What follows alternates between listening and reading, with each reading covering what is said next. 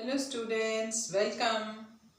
आपने सारे topic chapter 6 के समझ लिए होंगे और ट्रांसक्रिप्शन, ट्रांसलेशन, जेनेटिक कोड ये कंप्लीट हो चुका है टॉपिक। और आज मैं आपको एक नया टॉपिक पढ़ाने वाली हूँ, जीन रेगुलेशन। देखो, जीन्स हमारे डिफरेंट टाइप्स के होते हैं। कुछ जीन जो है हमेशा काम करते रहते हैं, उनको हम क्या कहते हैं, हाउस कीपिंग जीन और consecutive gene.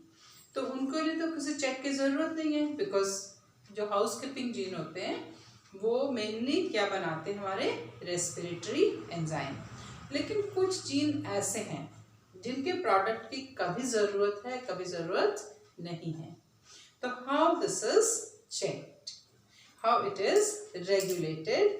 So today's topic is gene regulation. ये टॉपिक है हमारा जीन रेगुलेशन। अब जीन रेगुलेशन सबसे पहले हम पढ़ेंगे इन केस ऑफ यूकैरियोट्स। अब यूकैरियोट्स में अगर आप देखो, DNA is very complicated. Whole process of transcription and translation is cumbersome, मुश्किल है। तो इसका रेगुलेशन भी बहुत मुश्किल है। ये बहुत कॉम्प्लिकेटेड प्रोसेस है जो कि आप हायर क्लासेस में पढ़ोगे, लेकिन आपको सिर्फ ये जानना है कि रेगुलेशन कौन कौन सी स्टेजेस में या लेवल में हो सकता है। जैसे कि मैं आपको एक एग्जाम्पल बताती हूँ ये लिखने से पहले। सपोज आपको स्कूल जाना है और आप सो के नहीं उठे टाइम से, आप स्कूल नहीं पहुंच पाए। सेकेंडली, आप स्कूल के लिए तैयार हो गए और आपकी बस नहीं आई, तो भी आप स्कूल नहीं जा पाए। और चलो बस भी आ गई, आप लेट हो गए, आपको गेट कीपर ने गेट से अंदर नहीं जाने दिया, तो भी आप स्कूल नहीं गए, क्लास अटेंड नहीं करी। लेकिन अगर आप स्कूल के अंदर भी चले गए, आप टाइम से उठे भी, आप लेट थे, टीचर ने आपको अंदर नहीं जाने दिया, तो भी आपने क्लास अटेंड नहीं करी। तो चारों कंडीशन में आपने पढ़ाई नहीं करी, you did not attend the school. तो उसके क्या थे, डिफरेंट लेवल। ऐसे ही ट्रांसक्रिप्शन लेवल, ट्रांसलेशन लेवल, ऐसे हमारे डिफरेंट लेवल हैं जहाँ पे यूकैरियोटिक जीन का रेगुलेशन होता है। और ये हमें क्या पढ़ने हैं, different levels. So in eukaryote सबसे पहला रेगुलेशन है number 1 at transcription level. Transcription level मतलब कि ट्रांसक्रिप्शन नहीं हुआ, ठीक है। सेकेंड, आपको पता है यूकैरियोट्स में कौन सी कॉन्सेप्ट है, स्प्लिट जीन कॉन्सेप्ट है ना। यूकैरियोट में आपको मैं पढ़ा चुकी हूँ, क्या है, स्प्लिट जीन कॉन्सेप्ट की वजह से हम कह सकते हैं कि there is a pattern of mosaic, there is a mosaic pattern, there is a mosaic pattern of introns and exons. Exons का क्या है, ऑल्टरेशन, किसके साथ, इंट्रॉन के साथ। तो स्प्लिट जीन कॉन्सेप्ट होने की वजह से यहाँ पे क्या होना पड़ता है, डायरेक्ट मैसेज आरएनए नहीं बनता, क्या बनता है, एचएनआरएनए। उसके बाद उसको प्रोसेस होना होता है, मालूम है ना, क्या, कैपिंग, स्प्लाइसिंग, टेलिंग। तो ये प्रोसेसिंग नहीं हुई। So at which level, processing level, ये आपकी प्रोसेसिंग नहीं हुई। थर्ड, चलो प्रोसेसिंग भी हो गई। अब ट्रांसक्रिप्शन कहाँ होता है, यूकैरियोटिक सेल में, न्यूक्लियस के अंदर। Then it has to transport from the nucleus to the cytoplasm, क्योंकि ट्रांसलेशन साइटोप्लाज्म में होता है, एंडोप्लाज्मिक रेटिकुलम के ऊपर। राइबोसोम, एंडोप्लाज्मिक रेटिकुलम, ये सब इसमें इन्वॉल्व होते हैं। पूरा जो आपका transport of amino acid by transfer RNA, ये सब साइटोप्लाज्म में होता है। तो क्या हुआ, ट्रांसपोर्ट नहीं हुआ। At which level, transport of mRNA to cytoplasm. Cytoplasm में mRNA ट्रांसपोर्ट नहीं हो पाया। चलो ट्रांसपोर्ट भी हो गया। अब last of all at which level, translation नहीं हुआ। One language has not been translated into another language. Transfer RNA amino acid लेकर नहीं आया, तो जीन ने अपने को एक्सप्रेस नहीं करा। वो ये हिसाब हो गया ना कि आपने क्लास अटेंड नहीं करी, उसके कोई भी रीजन हो सकता है। तो यहाँ पे क्या है, रेगुलेशन हो गया, और रेगुलेशन हुआ एट डिफरेंट लेवल। कैसे होता है ये आप बाद में पढ़ोगे, है ना, क्योंकि देखो ट्रांसक्रिप्शन नहीं हुआ, प्रोसेसिंग नहीं हुई, क्योंकि जब हमारा, मैं आपको ये पॉइंट और बता दूं, जब आपका HNRNA, this is HNRNA has to convert into which RNA, mRNA। उस समय क्या होता है, 50 से लेकर 90% आपका RNA क्या हो जाता है, स्प्लाइस्ड हो जाता है, इसमें स्प्लाइसिंग हो जाती है। तो ये प्रोसेस नहीं हो पाई, ठीक है। तो आप समझ गए, this is gene regulation in case of what, eukaryote. लेकिन इसके आपको बहुत डिटेल स्टेप नहीं करने हैं। एक्चुअली अगर आप देखो तो जब जाइगोट किस में कन्वर्ट होता है, एम्ब्रियो में, and embryo has a different, embryo converts into an adult, miniature adult. तो जो मिनिएचर एडल्ट है, या आप कह दो कि जो ऑफस्प्रिंग्स हैं, they are little different from their parents in the characteristics.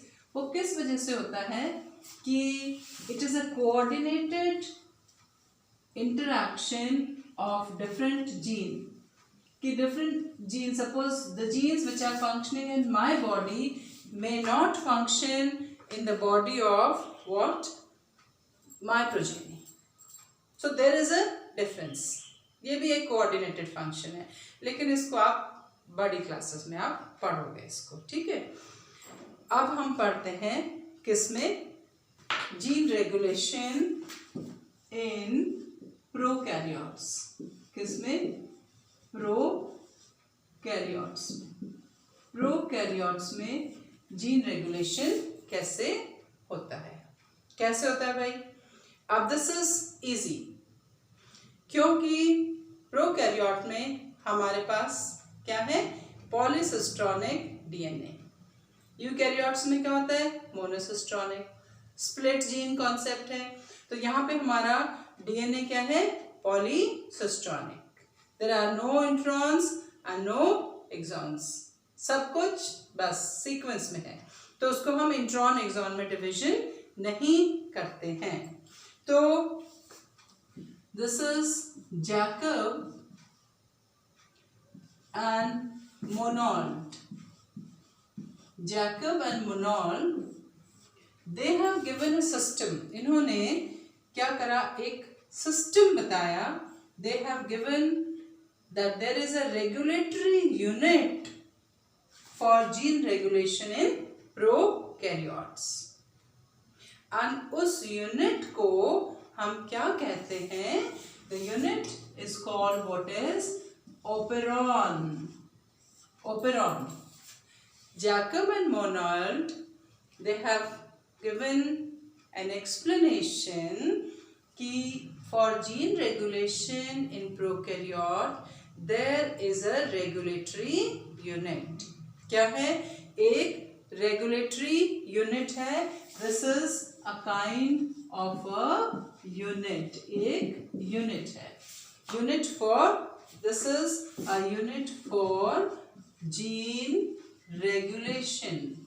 Gene control करने के लिए, इनके फंक्शन को कंट्रोल करने के लिए एक यूनिट है, इसको उन्होंने क्या नाम दिया? ओपेरॉन। ओपेरॉन क्या है? It is a coordinated system of functioning of different gene. Different gene एक कोऑर्डिनेटेड सिस्टम में काम करते हैं, ठीक है। सो ये क्या है? This is a coordinated group of genes functioning together, ठीक है। फिर से मैं आपको बता देती हूँ, this is a group of genes, this is a group of genes function, they work in a coordinated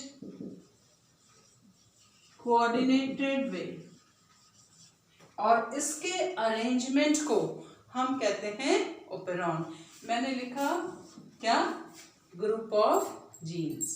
तो ये कौन कौन से जीन हैं जो कि एक यूनिट बनाते हैं? किसकी? जीन रेगुलेशन की एक unit. So this unit is made up of number 1, ये मैं यूनिट लिखती हूँ इसके। So these are different what genes which work in coordination. सबसे पहले है आपका कौन सा gene? This is regulatory gene, ठीक है। रेगुलेटरी जीन जिसको आप आर जीन भी कह सकते हो, ठीक है।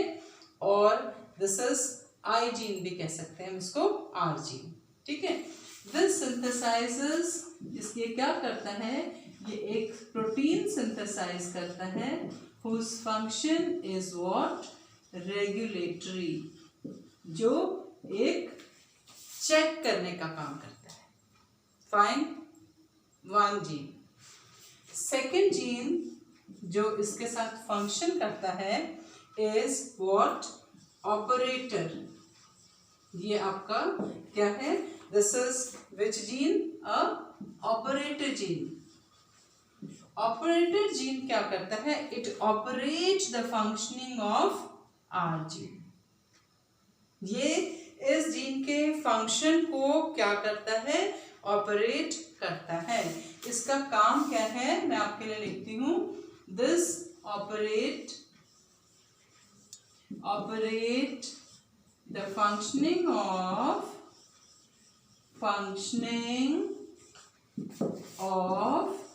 R gene. किसके जीन के फंक्शन को ऑपरेट करता है? आर जीन के फंक्शन को ऑपरेट करता है, ठीक है। चलिए अब थर्ड जो आपका कोऑर्डिनेटेड सिस्टम का जीन है, third is which gene? A promoter gene. This is promoter gene. As the name indicate, ये क्या करने वाला है? कुछ प्रमोट करने वाला है। कैसे प्रमोट करता है? दिस इज अ साइट, ये क्या है? प्लेस है, site for attachment. This is a site for attachment of RNA polymerase. अब आपको पता है कि आरएनए पॉलीमरेज क्या होता है? RNA polymerase is an enzyme, है ना, जो क्या करता है हमारे? इट हेल्प्स इन ट्रांसलेशन, ठीक है। और आरएनए पॉलीमरेज एंजाइम के बिना आपका प्रोसेस ट्रांसक्रिप्शन का नहीं होगा। It help in synthesis of messenger RNA. There is only one kind of RNA polymerase in case of what? Prokaryotes, है ना। तो this is a site for attachment of what? Enzyme. The last of all there is a group of, ये fourth जो है आपके, क्योंकि ये polycistronic DNA है तो बहुत सारे जीन्स हो सकते हैं। तो these are what? Structural, ये क्या है आपके? स्ट्रक्चरल जीन्स, ठीक है। और स्पेशली किसमें? ई कोली में हम एग्जाम्पल पढ़ेंगे, मैं उनको आपको उनके नाम बताऊंगी। So these genes, they does what? Actual translation, जो कि वन लैंग्वेज को दूसरी लैंग्वेज में कन्वर्ट करेंगे। तो मैंने आपको क्या बताया कि Jacob and Monod they have given a concept कि gene regulation in prokaryote occurs in the form of a unit, or this unit is called operon. Operon क्या है कि there is a group of genes which function together in a coordinated way. Genes का group जो कि coordination में काम करता है, और इस ग्रुप के कौन कौन से जीन हैं? Regulatory gene, operator gene, promoter gene and structural gene. ठीक है, अब मैंने इनको आपको नाम बताया, इनका फंक्शन बताया कि रेगुलेटरी जीन बनाएगा प्रोटीन,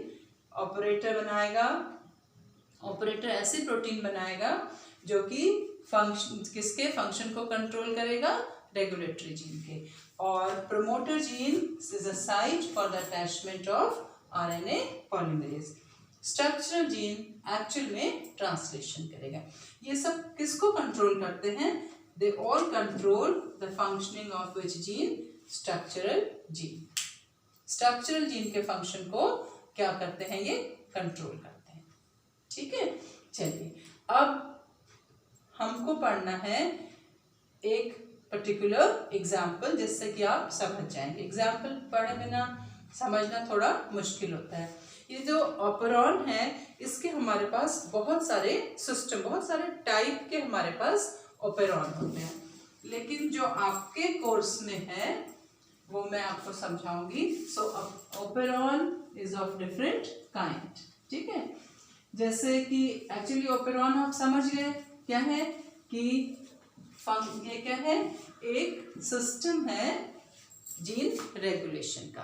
ठीक है, सो ऑपरॉन जो है जीन रेगुलेशन का एक सिस्टम है।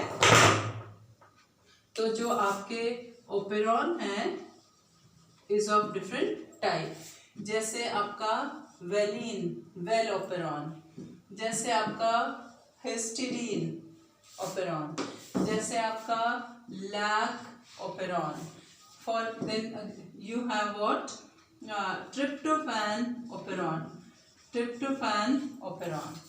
But in your syllabus you have to learn which operon?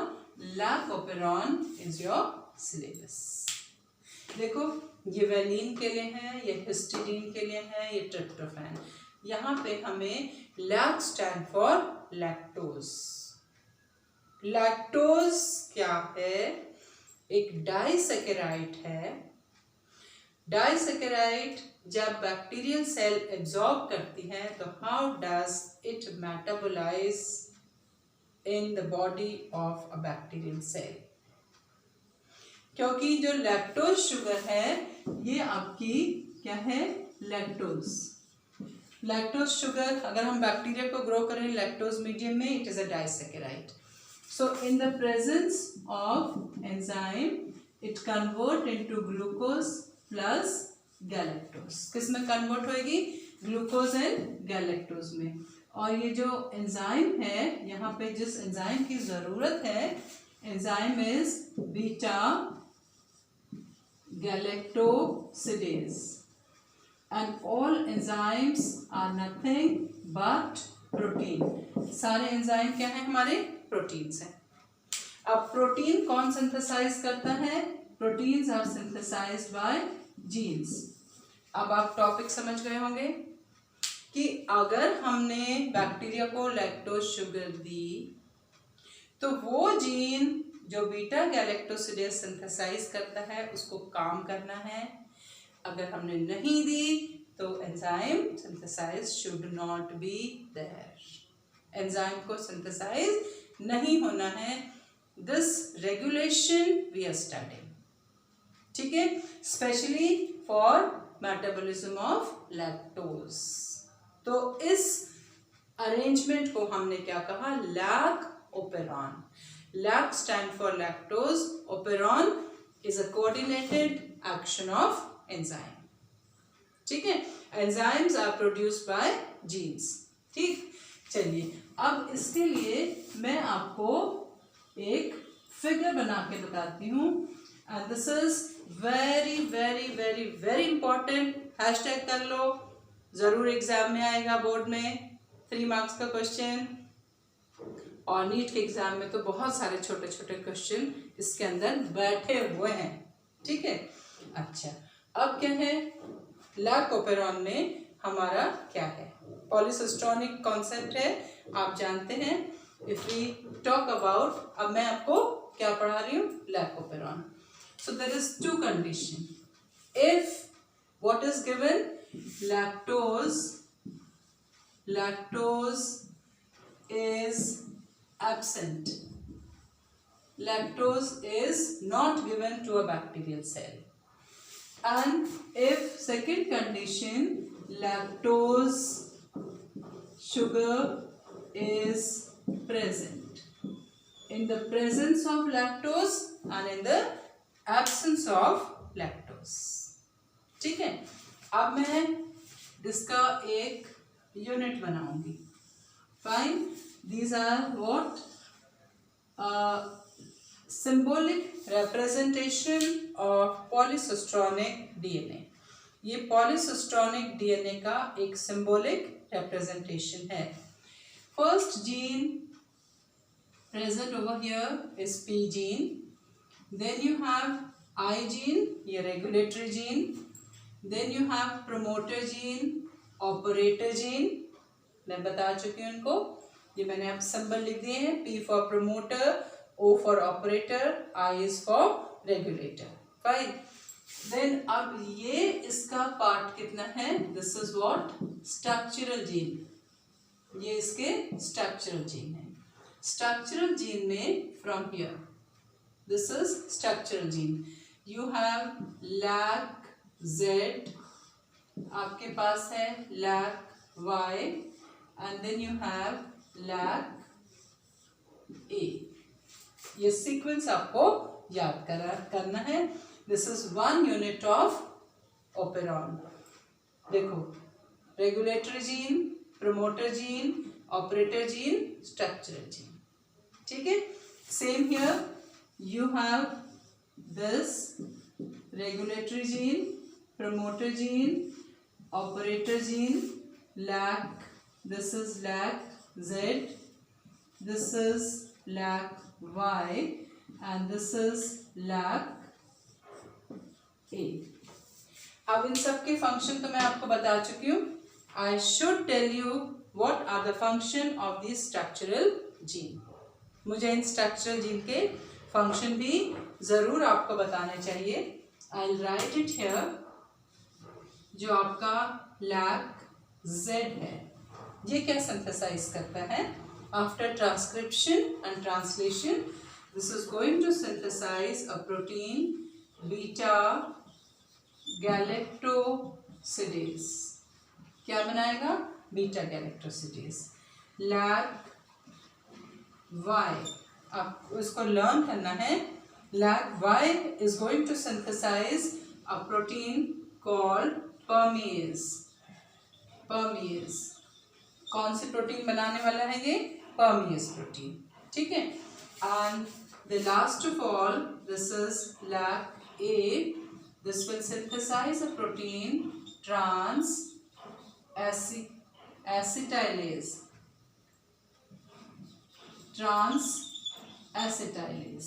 which protein it is going to synthesize, trans acetylase।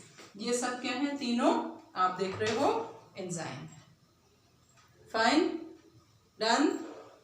इनके फंक्शन मैं बता चुकी हूँ, इनका फंक्शन इधर। अब क्या है, you have to memorize them. If lactose sugar is, lactose क्या है आपकी, एब्सेंट है, इसका फंक्शन क्या है, this will transcribe what, mRNA। ठीक है, लैक्टोज नहीं है, इन सबको काम नहीं करना चाहिए। तो this will synthesize a protein और ये जो प्रोटीन है, this protein is called what is, इस प्रोटीन को हम कहते हैं which protein, repressor protein, repressor, this is what, repressor protein. Repressor protein will shut, as a name indicate, क्या करा उसने, will shut the door of operator. An operator cannot further operate the functioning of structural gene. Operator का काम ही है वो सबके function को operate करता है, रेगुलेटरी जीन के और स्ट्रक्चरल जीन के. So the further process will not occur. This is lac operon not functioning, function नहीं कर रहा है. ठीक है. Second thing, if what is given, हमने क्या दे दिया, lactose sugar is given to the bacterial cell. Lactose has to break down किसमें, glucose and galactose, for which it need this enzyme. इसको एंजाइम की जरूरत है, कौन से, बीटा गैलेक्टोसिडेज की. तो same thing, this will transcribe mRNA and as its nature this is going to produce a protein. This is which protein, the repressor protein. अब repressor का तो नेचर क्या है, जाके इसके डोर को शट करना है. But you have given what, lactose from outside, बाहर से हमने लैक्टोज दी है. Lactose bind with what, which protein, repressor protein. Lactose इस रिप्रेसर प्रोटीन के साथ में बाइंड कर देगी. Repressor can not shut the door of operator. Now this is free to function. अब ऑपरेटर क्या करेगा, will synthesize a protein which will operate the functioning of this gene. और प्रमोटर का काम क्या है, वो तो उसका तो सिर्फ एक ही काम है कि वो, because this whole function occur in the presence of which enzyme, the RNA polymerase.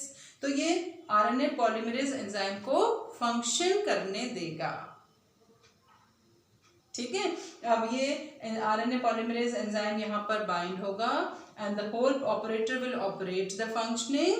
ये आप सोच लो कि स्टार्ट कोडॉन है and it will produce what, beta galactosidase, full form मैंने लिख दिया है. It will produce permease. It will produce what, trans acetylase. Fine.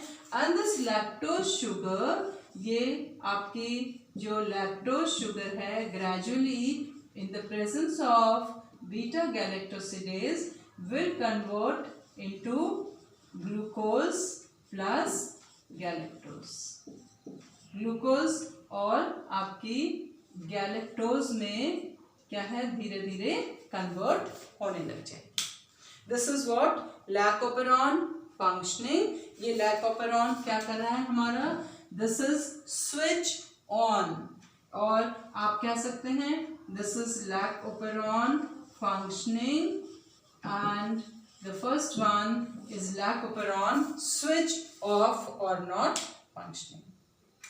ये switch on, switch off, कौन कर रहा है switch on and off, repressor है ना. जब repressor free है तो इसको bind कर दिया. अब repressor को आके किसने पकड़ लिया, a chemical which we have given from outside. So to this particular chemical we also call it as an inducer.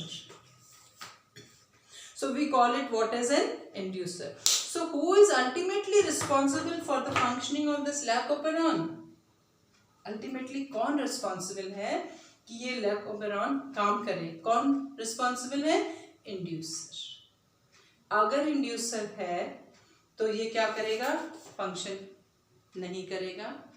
देखो अब लैक्टोज शुगर सपोज आपने 100 मॉलिक्यूल लिए तो इसने बाइंड कर दिया, धीरे धीरे ये मॉलिक्यूल किस में कन्वर्ट होने शुरू हो गए, ग्लूकोज एंड गैलेक्टोज में। एक टाइम आएगा सारी लैक्टोज खत्म हो गई, फिर से रिप्रेसर फ्री हो गया, फिर इसको शट कर देगा और ये एंजाइम फंक्शन नहीं करने देगा, क्योंकि ऑपरेटर इनके फंक्शंस सबको ऑपरेट करता है।